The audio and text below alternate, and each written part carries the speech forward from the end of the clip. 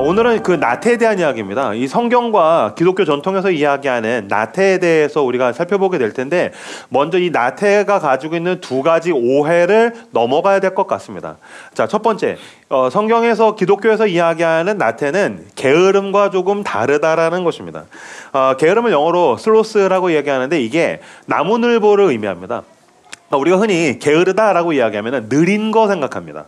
그 다음에 이제 게으른 사람, 그럼 여러분들이 떠올리고 있는 이미지는 뭐냐면은 이제 하루 종일 잠옷을 입고 있고, 설거지통에는 설거지가 쌓여 있고, 하루 종일 소파에 널브러져 가지고서 리모컨을 가지고서 TV만 보고 있고 해야 할 일을 하지 않는 상태. 그런 사람들은 이제 게으르다. 자기 삶에 대해서 이렇게 무책임하고, 그다음에 이렇게 어떤 나태, 뭐 그런 사람들은 이렇게 우리는 게으르다라고 생각할 수 있겠죠. 근데 그것은 게으름은 맞는데 성경에서 이야기하는 나태와는 조금 다르다라는 것입니다. 그래서 그 게으름과 나태가 뭐가 다른지 이후에 이제 설명을 해드리도록 하겠습니다. 두 번째 오해, 뭐냐면은 게으른 사람도 마냥 게으르지는 않다는 것입니다.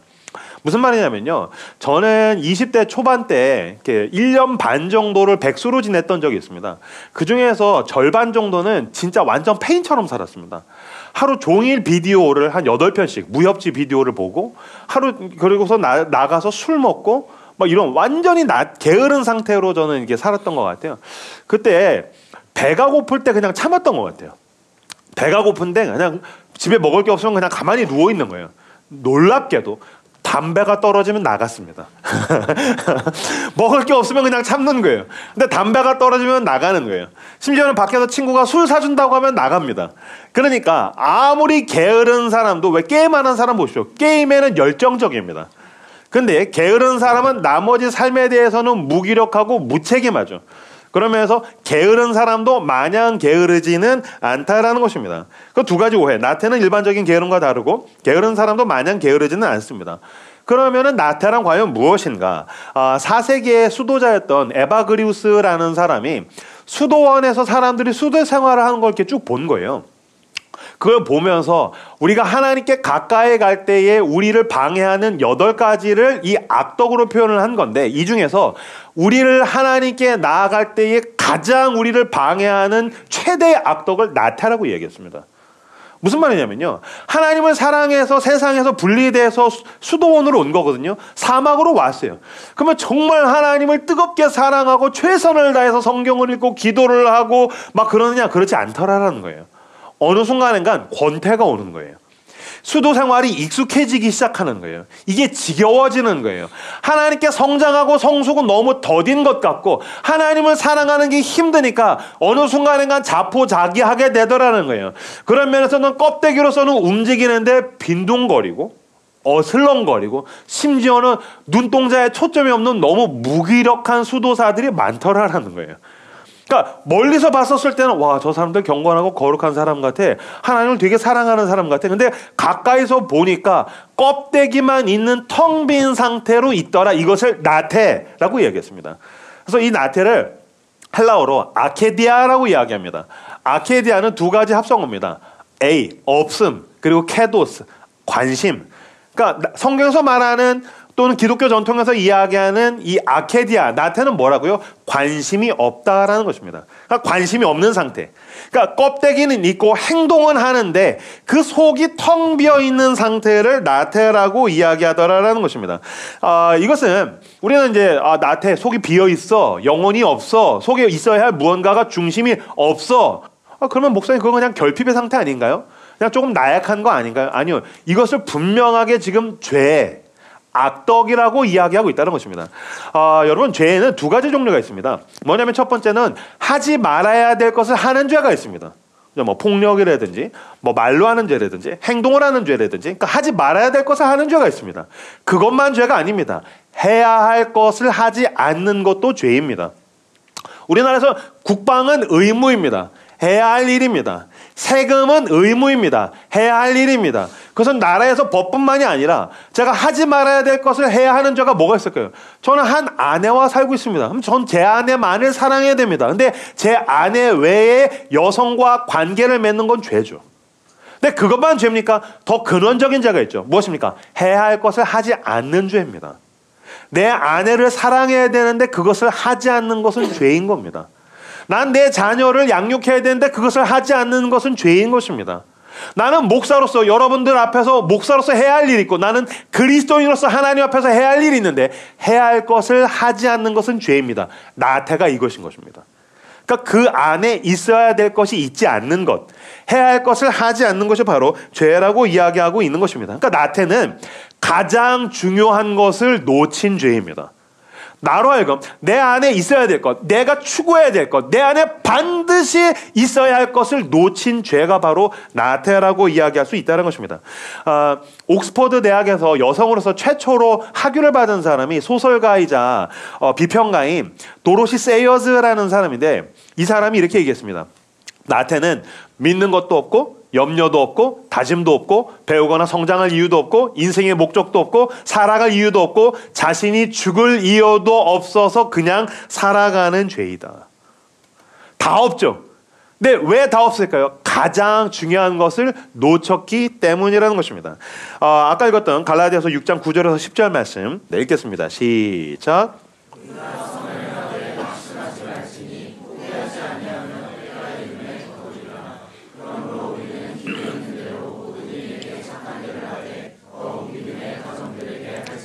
아멘. 우리가 선을 행하되 낙심하지 말지니, 그러니까 선을 행할 때 더 중요한 것은 낙심하지 않아야 된다. 포기하지 않아야 된다. 때가 이를 때까지 해야 된다. 기회 있는 대로 해야 된다. 여기서 낙심하지 말지니라는 단어가 엔카케오인데, 엔카케오란 말은 뭐냐면 마음을 잃다라는 뜻입니다. 그러니까 선을 행할 때 중요한 것이 무엇이라는 것입니까? 마음을 잃어버리지 않는 것입니다. 내가 선을 행할 때 포기하지 않도록 마음을 잃어버리지 않는 것입니다.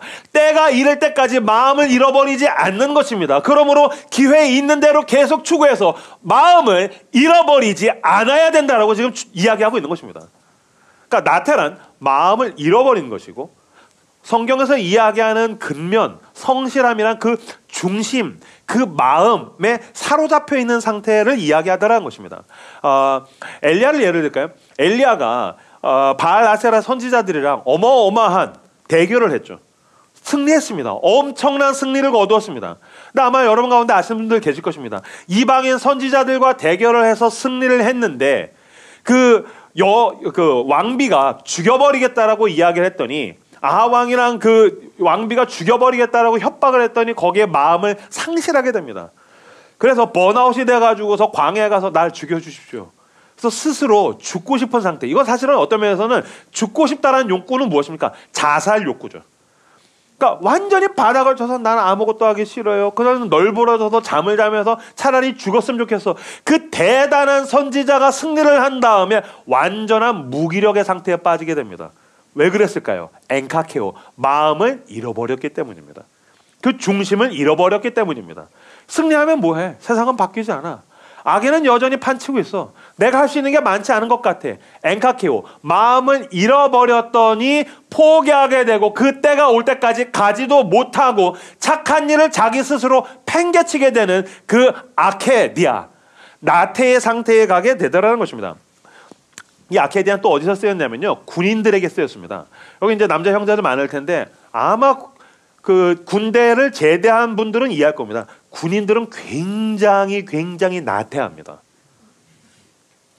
군인들은 엄청나게 나태합니다. 여러분, 군인들이 몇 시에 일어날까요? 6시에 일어납니다. 몇 시에 잡니까? 9시에 잡니다. 그리고 경계에서 금을 씁니다. 그들은 충실하게 자기의 역할을 하는데 그들은 정말 너무너무 나태합니다. 이거는 그들이 자기가 해야 할 일을 하지 않는다는 얘기가 아닙니다. 틈나는 대로 그들은 어슬렁거리고 싶어합니다. 그들은 빈둥거립니다. 그들은 나라를 지키겠다라는 마음을 엔카케오, 잃어버렸습니다. 젠장, 내가 가난해서 내가 신의 아들이 아니라서 군인에 끌려왔건. 그래서 그들은 굉장히 무기력함을 보입니다. 아마 군대에 있는 사람들은, 또는 군대를 제대한 사람들은 아니 저것들이 나라를 지킨다고 불안할 것입니다. 그래서 군인들은 나태합니다. 왜 그렇습니까? 그들이 껍데기로는 좀비같이 움직이는데 엔카케오, 마음을 잃어버렸기 때문에 군인들은 나태하다라는 것입니다.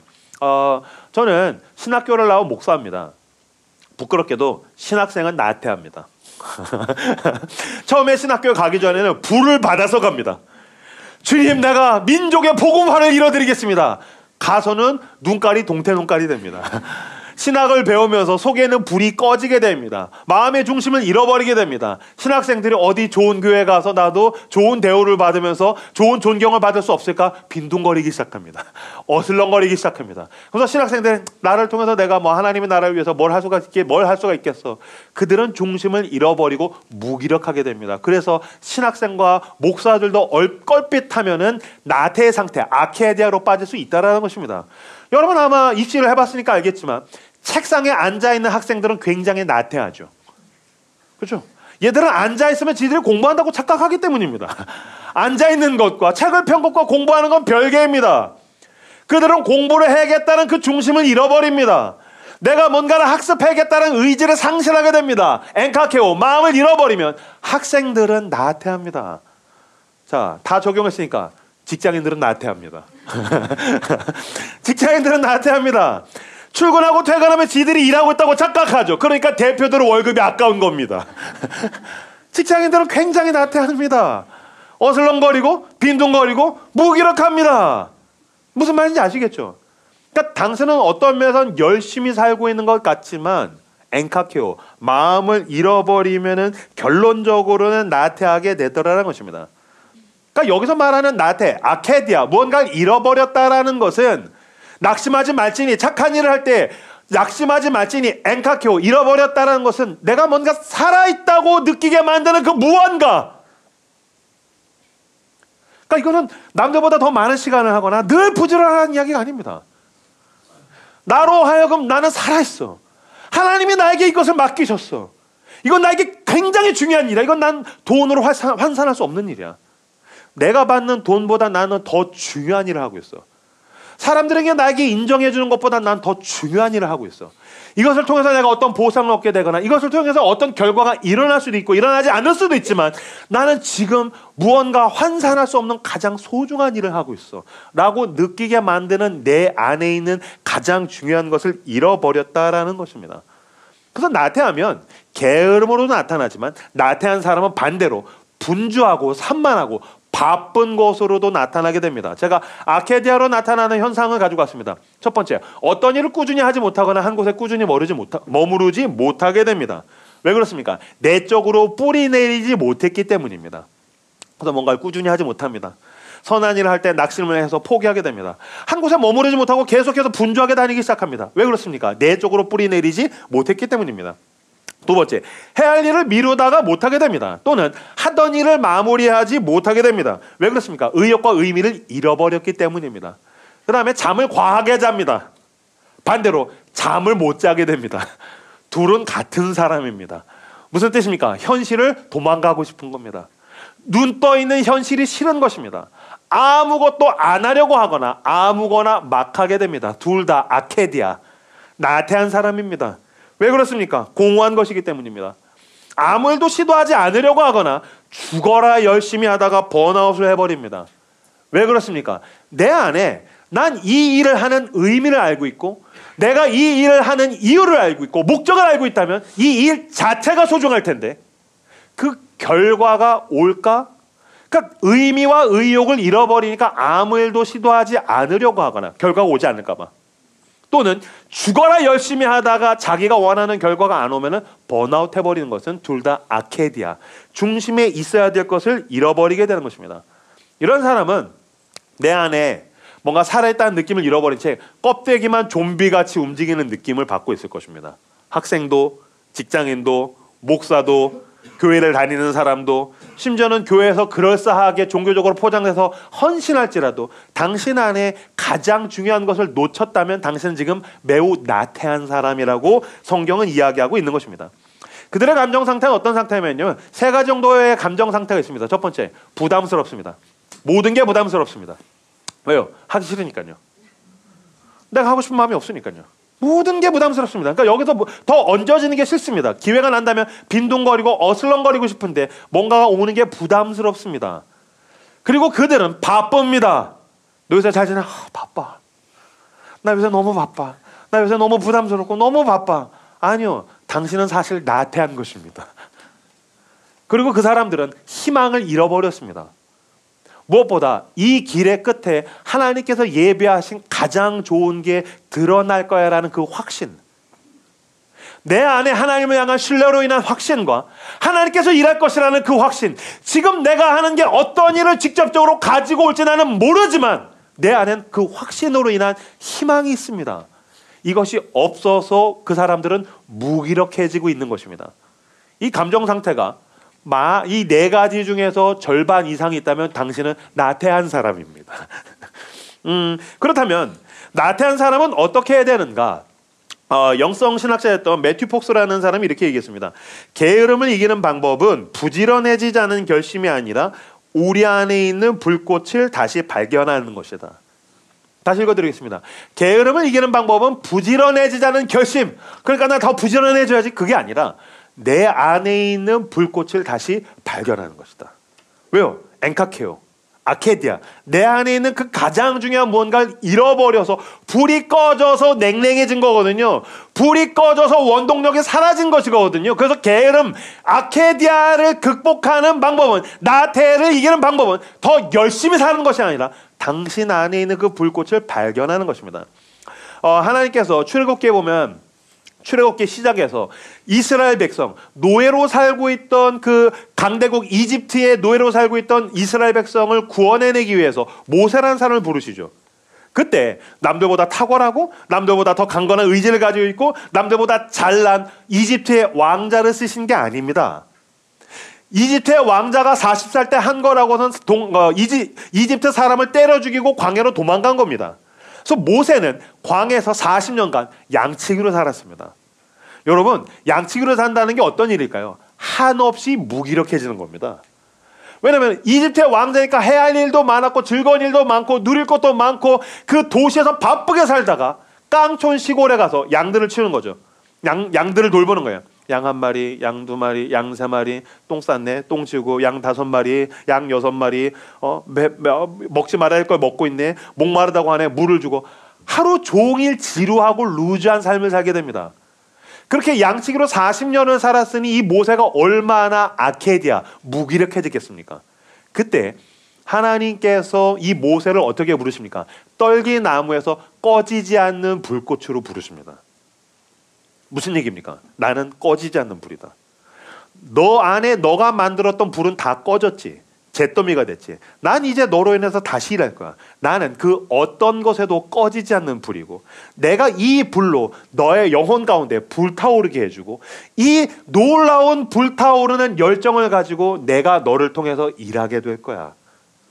게으름을 이기는 방법은 하나님으로 인해서 내 안에 있는 불꽃이 다시 불타오르게 만들어야 됩니다. 그러면 어떻게 되는가? 자, 지난주엔 제가 분노를 이기는 방법을 4가지의 C로 정리를 했었죠. 그때 카운트, 카운셀, 컨트롤, 크라이스트 4가지로 했는데, 오늘은 조금 더 외우기 쉽도록 3가지의 T, 4가지군요. 4가지의 T, 4가지의 T로 제가 정리를 해봤습니다. 자, 어떻게 나태를 이길 수 있을 것인가? 4가지의 T. 첫 번째 T는 트레이닝입니다. 트레이닝. 트레이닝은 무슨 뜻입니까? 훈련해야 된다는 것입니다. 잠언 21장 5절 말씀 같이 한 목소리로 읽도록 하겠습니다. 읽겠습니다. 시작. 부지런한 자의 경영은 풍부함에 이를 것이나 조급한 자는 궁핍함에 이르리라. 부지런한 자의 경영은 풍부함에 이를 것이나 조급한 자는 궁핍함에 이를 따름이니라. 부지런한 자는 경영을 할 때 그가 하는 일은 풍부함에 온대요. 여기서 풍부함은 탁월함입니다. 그러니까 부지런한 자는 탁월함에 가게 될 것이다. 근데 조급한 자는 궁핍함에 이를 따르니라. 그냥 말은 좋은데 제가 원어가 뭘까? 부지런함을 찾아봤더니 하루츠라는 단어인데, 이 하루츠가 탈곡기입니다. 타작기예요. 타작기랑 부지런함이 무슨 뜻이지? 타작기, 탈곡기라는 게 무슨 말이냐면요, 이렇게 곡식을 하면 그 껍데기를 까야 되잖아요. 이게 부지런함이래요. 물론 열심히 까야지 쌀을 먹겠죠. 근데 더 근원적인 의미가 있죠. 부지런함은 껍데기를 벗겨내는 것입니다. 부지런함은 핵심을 추구하는 것입니다. 아까 착한 일을 하되 낙심을 하지 말지니라. 낙심은 뭐죠? 마음을 잃어버리는 거고, 부지런함은 껍데기를 벗겨내고 핵심을 추구하는 것이 바로 부지런함이라고 이야기하고 있다는 것입니다. 반대로 조급한 자는 궁핍함에 이른대요. 아니, 부지런함의 반대면 게으른 사람은 그냥 느려야 되는 거 아닌가? 근데 게으른 사람은 조급하대요. 왜요? 핵심을 잃어버렸기 때문에 껍데기를 추구하는 사람은 조급합니다. 그래서 공부를 할 때에도 나태한 사람은 계속해서 조급합니다. 영어 봤다, 수학 봤다, 국어 봤다, 과학 봤다, 영어 봤다, 수학 봤다, 조급하죠. 왜요? 마음을 잃어버린 것입니다. 내가 이 일을 왜 하는지에 대한 이유를 잃어버린 사람은, 나태한 사람은 조급합니다. 어디다가 하나의 초점을 못 맞추고 있기 때문에 그들은 조급하게 됩니다. 그때에 부지런하고 근면하고 성실한 사람은 핵심을 추구하는 사람이라는 것입니다. 고린도후서 4장 16절에서 18절 말씀 화면을 보시고 같이 읽도록 하겠습니다. 읽겠습니다. 시작.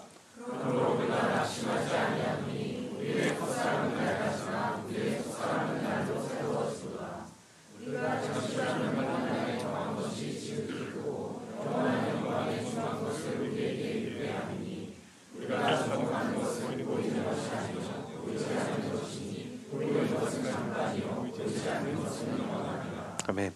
16절 보십시오. 그러므로 우리가 낙심하지 아니하노니, 여기서도 똑같은 이야기가 쓰였습니다. 마음을 잃지 않는다. 어떻게 하면 마음을 잃지 않을까요? 우리의 겉사람은 낡아지나 우리의 속사람은 날로 새로워지는도다. 겉사람은 낡아진대요. 무슨 말이냐면 하루츠 계속해서 내 안에 있는 핵심을 추구해서 겉에 있는 껍데기들, 썩어질 것들, 낡아지는 것들은 버리고 핵심을 추구하다라는 것입니다. 여러분, 껍데기를 벗겨낸다는 건 무슨 뜻이냐면요, 소중한 것을 지켜야 된다는 것입니다. 사람들은 세상에 있는 즐거운 것, 쾌락들, 욕구들을 추구하느라고 사실 내 안에 있는 소중한 것을 지킬 줄을 모르게 됩니다. 저는 청소년 사역할 때 양아치들 많이 봤었거든요. 그리스도의 양이 별로 없었고 저에겐 그리스도의 양아치만 많았는데, 그 어떤 부모로부터 사랑을 좀 결핍적으로 덜 받거나 삶에서 고통이 있는 사람들의 삶을 쫙 관찰해보면 너무너무 안타까운 게, 사실은 여러분 인생에서 제일 중요한 경주는 나에게 있는 소중한 것을 지켜내는 싸움입니다. 그러니까 내가 새롭게 추구해서 그게 나를 행복하게 해주는 일은 별로 없습니다. 그러니까 행복감은 내 바깥에 있지만 진정한 행복은 사실 이미 나에게 주어진 것입니다. 그러므로 사실은 내가 최선을 다해서 살아야 할 이유는 나에게 있는 소중한 것을 지켜내야 됩니다. 근데 멍청이는 그걸 지킬 줄 모릅니다. 얼간이는 나에게 있는 소중한 걸 지킬 줄 모르고 밖에 있는 신박한 것을 추구하다가 진짜 소중한 것을 놓치게 됩니다. 지금 이야기를 하는 것입니다.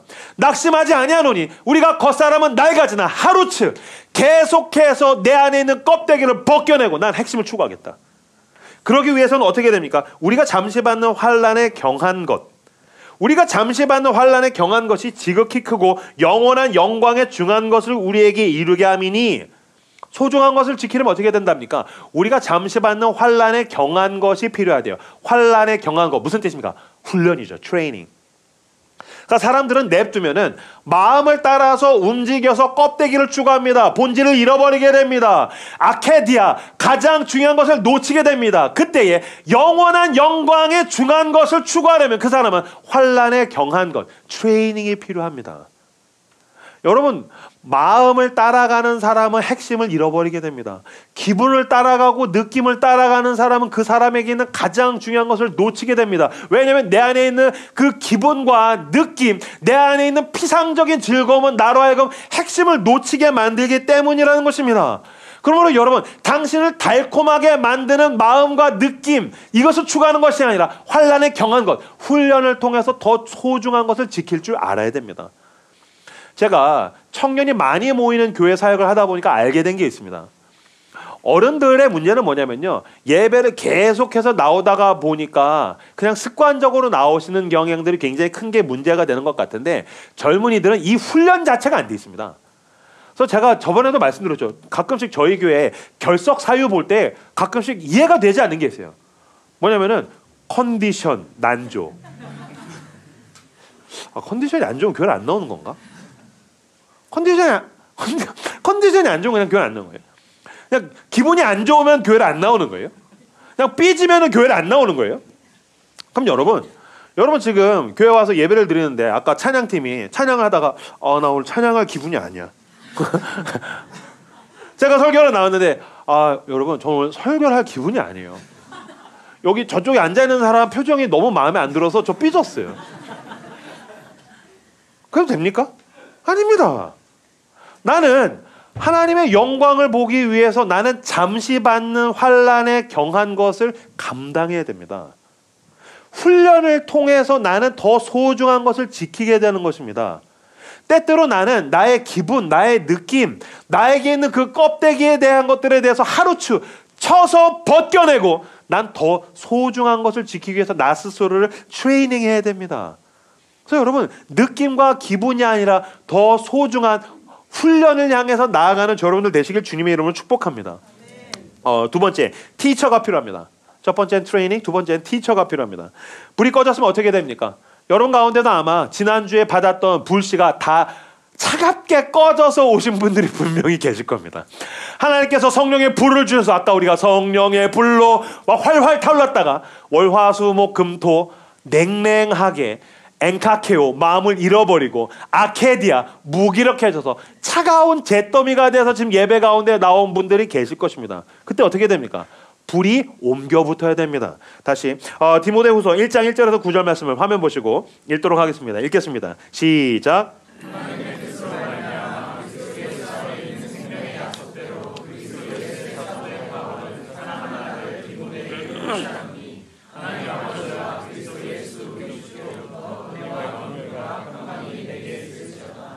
내가 밤낮 간구하는 가운데 쉬지 않고 너를 생각하여 청결한 양심으로 조상적부터 섬겨오는 하나님께 감사하고 내 눈물을 생각하여 너 보기를 원함은 내 기쁨이 가득하려 함이니 내 속에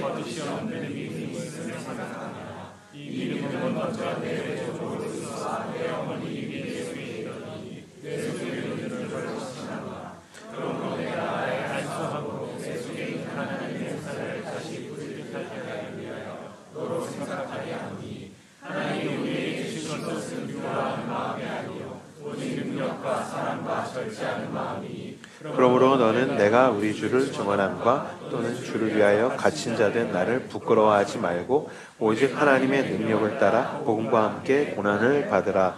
하나님이 우리를 구원하사 거룩하신 소명으로 부르심은 우리의 행위대로 하심이 아니요 오직 자기의 뜻과 영원 전부터 그리스도 예수 안에서 우리에게 주신 은혜대로 하심이라. 아멘. 6절을 보여주십시오.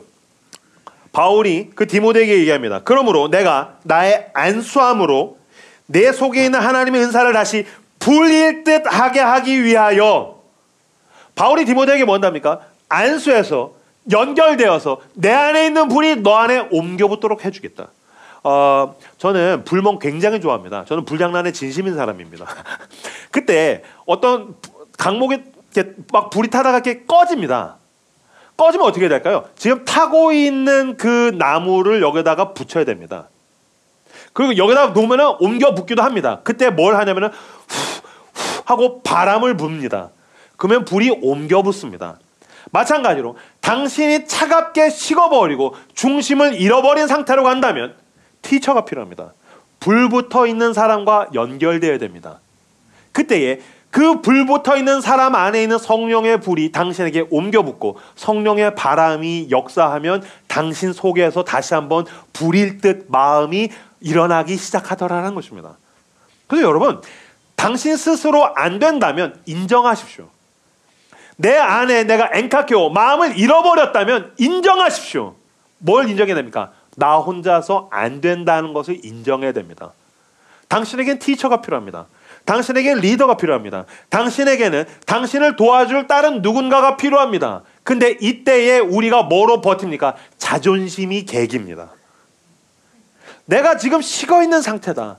내가 너의 도움이 필요하다. 너가 나한테 와서 너 안에 있는 불을 나에게 옮겨줘야 된다. 나에게 은혜를 베풀어 주십시오. 난 맛이 갔습니다.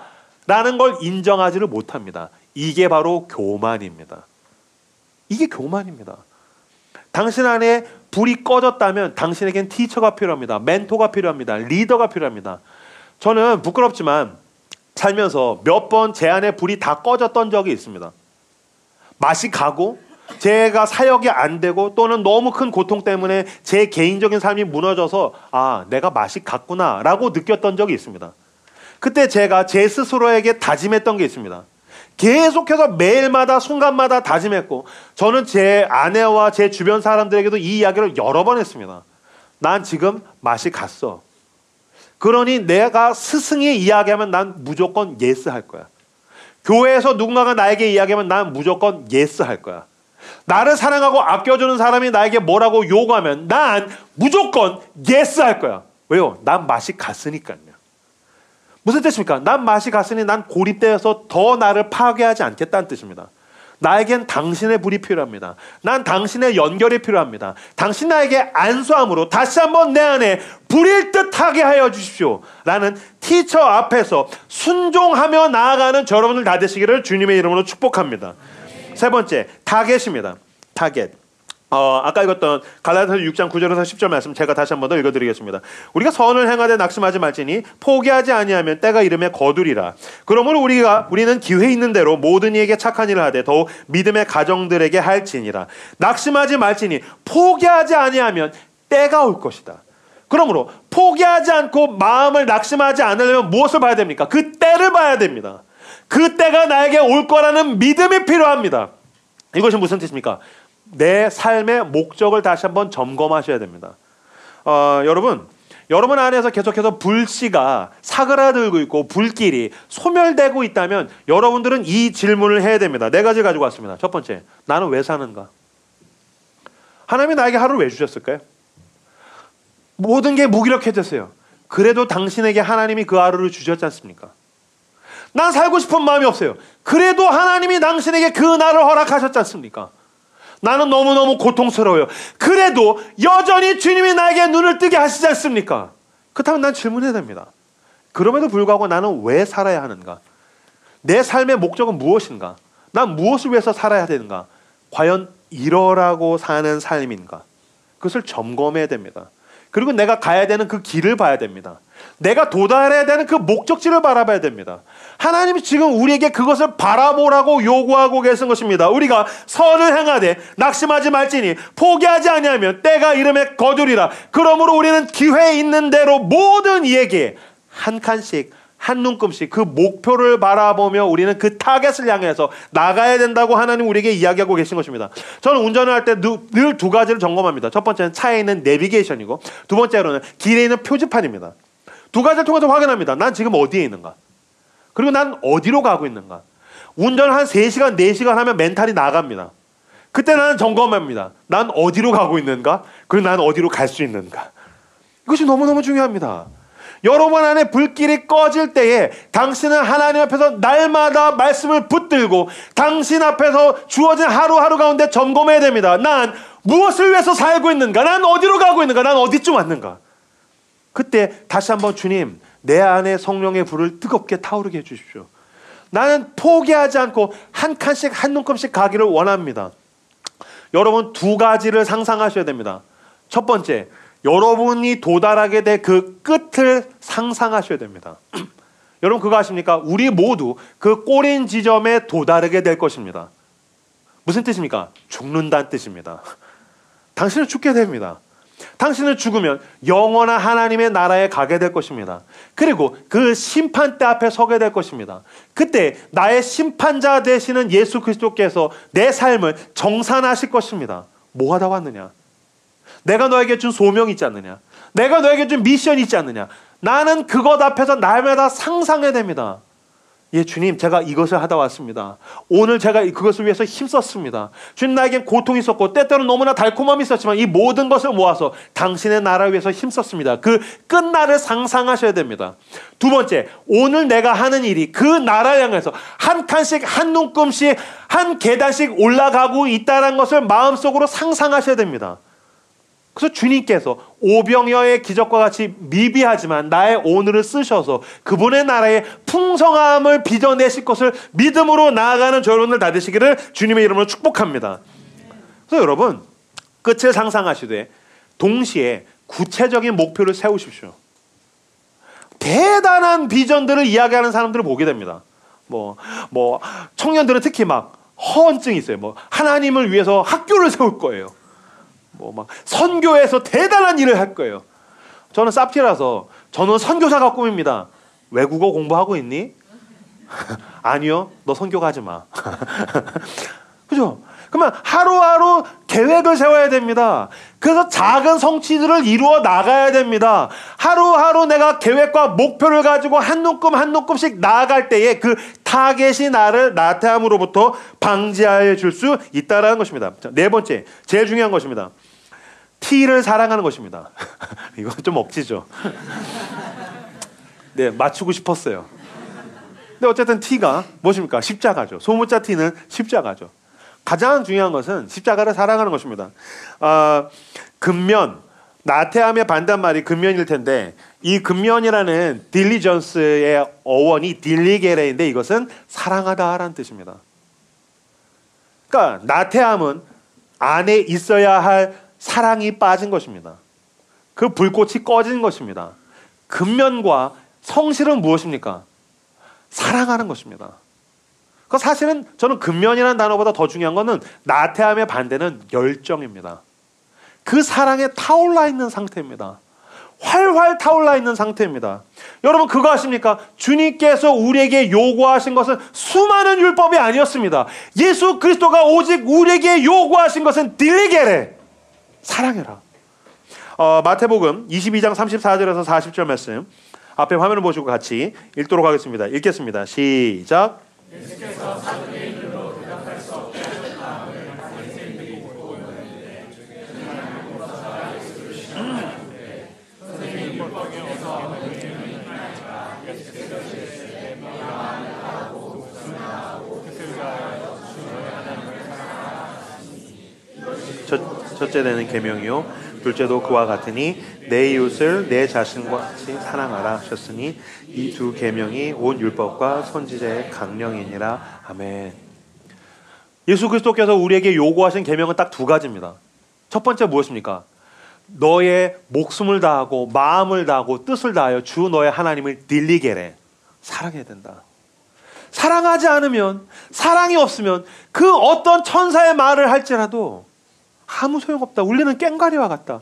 사랑이 없으면 아무것도 아니란다. 그 사랑이 사라지면 아케디아, 빈둥거리고 어슬렁거리고 무기력해지거나 쓸데없는 것을 추구하느라고 산만하고 바쁜 삶을 살게 될 것이다. 너는 너의 마음의 주인 앞에 그 마음을 다하여 하나님을 사랑하고 너의 생명의 주인 앞에 너의 목숨을 다해 하나님을 사랑하고 너가 결국엔 가게 돼서 만날 그분 앞에 너의 의지와 뜻을 동원해 하나님을 사랑하고 내 이웃을 너 자신과 같이 사랑하라고 주님은 우리에게 지금 딜리게레를 요구하고 계시는데 왜 우리는 사랑해야 할 배우자를 제껴놓고 불륜을 통해서 외도하듯이 왜 하나님에 대한 사랑을 다 놓쳐버렸습니까?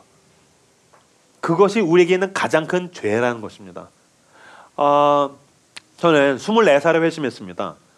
저는 무신론자로 살았습니다. 하나님은 존재하지 않는다고 생각했어요.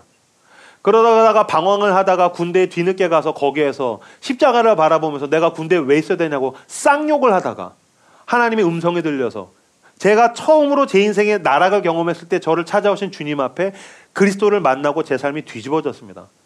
저는 예수 그리스도를 믿던 그때를 저는 기억합니다. 하나님이 너무너무 좋았어요. 나 같은 죄인을 사랑하신다는 그 사랑에 대한 감격을 어쩔 줄을 몰랐어요.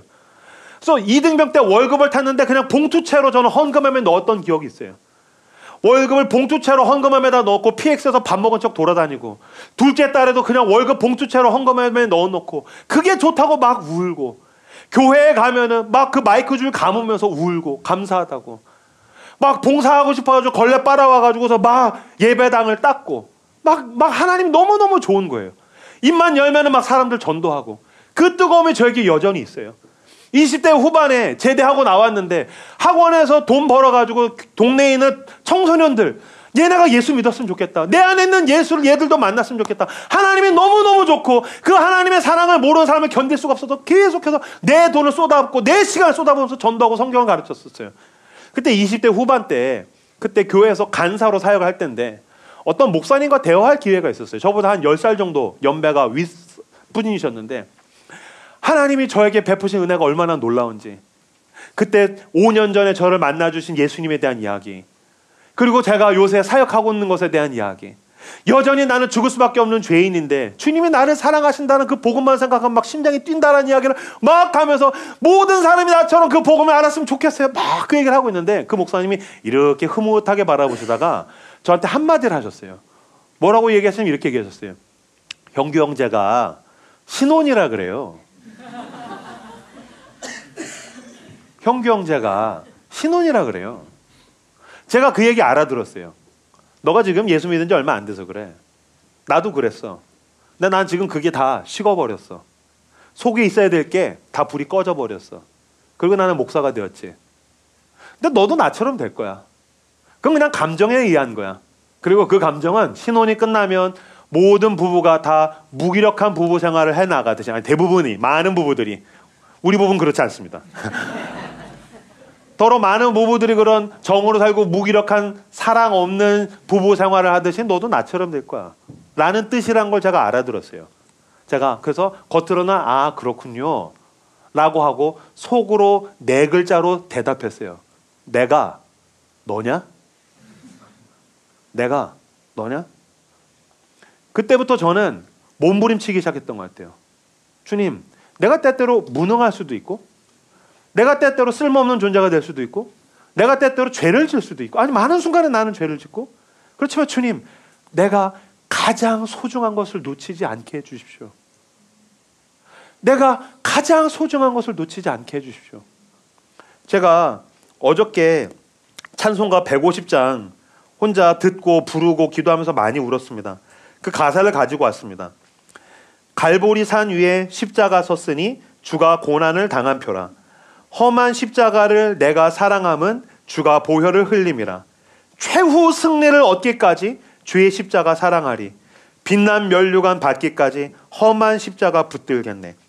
멸시 천대받은 주의 십자가에 나의 마음이 끌리도다. 귀한 어린 양이 세상 죄를 지고 험한 십자가 지셨도다.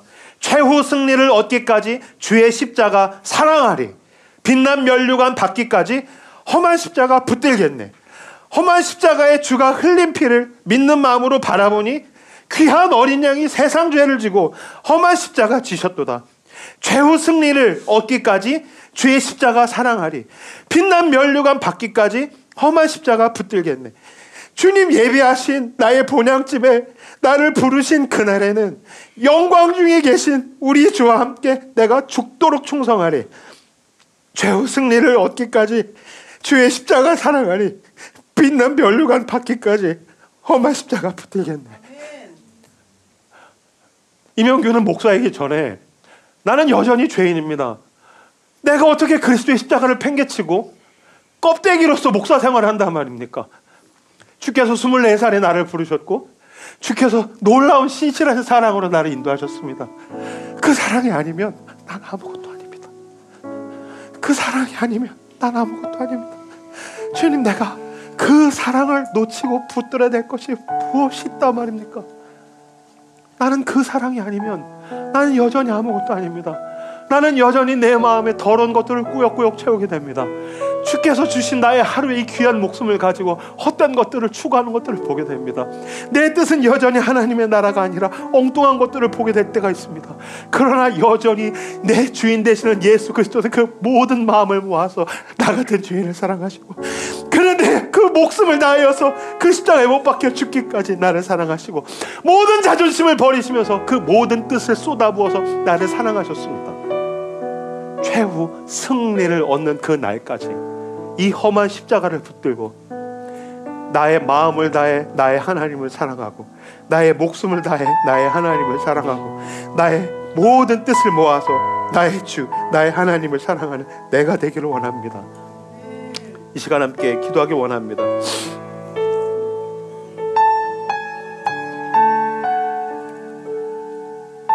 무엇에 마음을 빼앗기고 삽니까? 무엇에 내 주께서 주신 그 생명을 쏟아붓고 살고 있습니까? 무엇에 나의 모든 뜻을 모아서 추구하고 있습니까? 우리는 죄인에서 때때로 어긋나지만 이 시간 나의 생명의 주인, 나의 마음의 주인, 내 모든 의지를 모아서 드려야 할 그 주인 앞에 나가기 원합니다. 주님, 선한 일을 할 때에 마음을 잃지 않게 해 주십시오. 가장 중요한 것을 놓치지 않는, 오히려 내 안에 성령의 불과 성령의 바람으로 인하여서 내가 때때로는 무능하고 무기력할지라도 죄를 지을지라도 당신을 향한 이 불이 활활 타오를 수 있는 그리스도를 닮은 열정의 사람이 되게 하여 주시옵소서라고 오늘 우리에게 주신 말씀 붙들고 함께 기도하며 하나님 앞에 나아가도록 하겠습니다. 기도합시다.